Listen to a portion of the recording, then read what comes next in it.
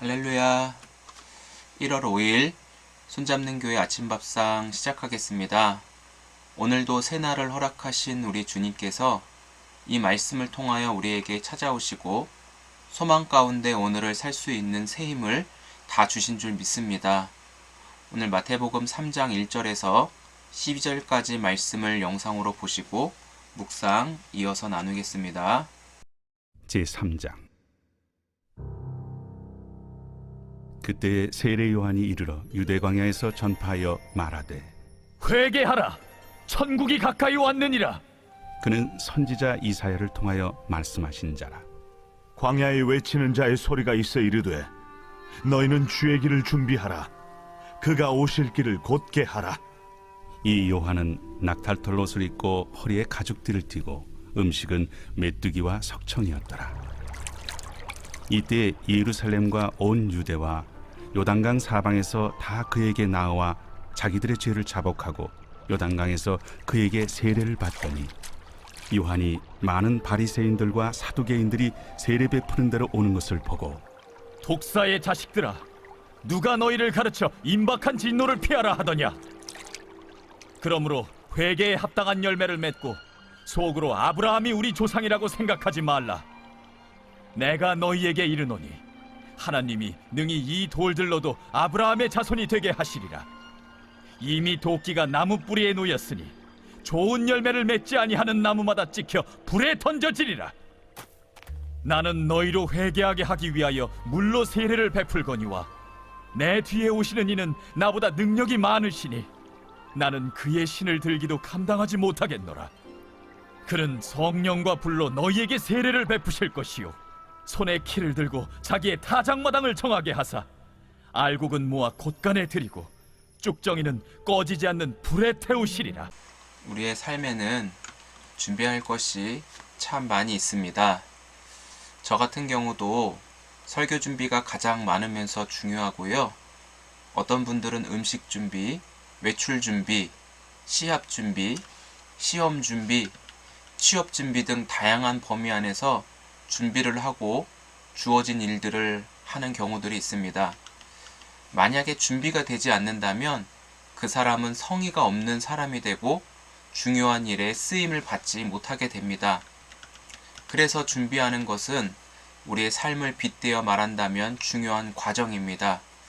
요즘에서야 과정을 결과보다 중요하게 말하는 목소리가 커지고 있지만 몇 년 전만 하더라도 결과만으로 사람을 판단하는 경우가 많았습니다. 회사 안에도 실력은 형편없는데 단지 좋은 대학교 나왔다는 것만으로 진급시켜 주었고 그렇지 않은 사람은 누락시키는 슬픈 현실을 우리 윗세대들이 참 많이 겪기도 했습니다. 즉 준비가 잘 되어야 결과가 좋게 되는데요.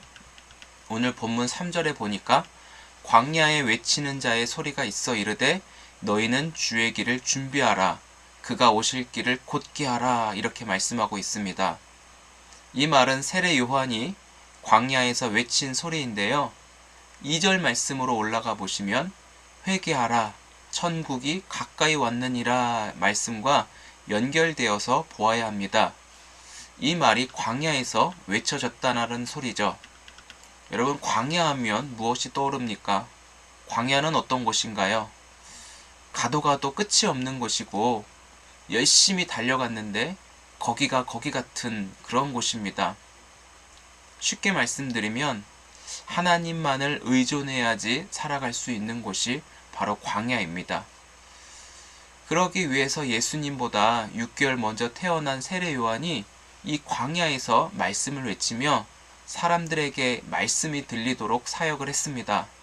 즉 회개를 통하여 주님의 길을 준비하고 주님이 오실 길을 곧게 하라는 이 말씀이 어떻게 보면 하나의 공식으로 우리는 만들 수 있을 것 같아요.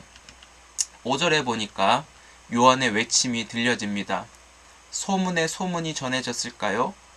예루살렘과 온 유대와 요단강 사방에서 다, 저는 이 한 단어에 꽂혔어요. 다 그에게 나아왔다고 하였습니다. 세례 요한의 영향력이 엄청나지 않습니까? 다 그에게 나왔다는 말이 오늘날 우리에게도 나타나기를 소망합니다. 요즘 회개하라고 하면 어떤 반응이 보이는지 아십니까? 사람들이 대부분 내가 뭘 잘못했길래 회개하라고 하는 거야 라고 하면서 말하는 사람을 곤란하게 합니다. 그러면 말하는 사람이 이 반응이 아닌데 라고 굉장히 당황하면서 말을 잇지 못하고 결국 그 자리를 뜨게 되죠. 저도 겪었던 경험이기도 합니다. 하지만 회개는 사람에게 하는 것이 아니라 하나님 앞에서 하는 것 아니겠습니까? 세례 요한의 말을 듣고 다 요한에게 와서 죄를 자복하고 요단강에서 세례를 받습니다. 그렇지만 그 중에 바리새인과 사두개인이라고 하는 종교 지도자들도 요한에게 오는 것을 보고 요한이 굉장히 심할 정도로 욕을 하죠. 이미 자신들은 아브라함의 자손들로 태어날 때부터 구원은 따놓은 당상이라고 하는 선민 사상에 사로잡혀 수많은 사람들을 정죄하고 비방한 사람들이 바로 종교 지도자들인 사두개인과 바리새인들입니다. 하지만 세례 요한은 강력하게 외치기를 열매를 통하여서 열매를 맺지 못하는 자에게는 찍혀 불에 던져질 거라고 하는 심판을 저들에게 강조합니다. 결국 세례 요한이 말하는 주의 길을 준비하라는 핵심은 바로 11절입니다. 한번 좀 저를 따라해 보실까요? 이 말씀이 어떻게 보면 오늘 우리 삶의 적용점으로 삼아야 될 말씀이기도 합니다. 저를 따라해 보시죠. 나는 너희로 회개하기 위하여. 우리가 회개하는 자로 회개의 그 합당한 열매를 맺게 하는 것에 오늘 이 말씀에 포커스를 두어야 합니다. 이 말을 주의 길을 준비하고 그가 오실 길을 곧게 하라는 요한의 외침입니다. 요한이 이 한 문장을 우리에게 주기 위해서 앞의 내용을 사용한 것 같기도 해요. 세례 요한 자신은 이 말씀을 하고 나서 뒤에 오실 예수님을 소개합니다. 그 예수님 앞에 자신은 신발끈도 묶을 수 없을 정도로 감당할 수 없는 그런 자신의 겸손함을 보여주죠.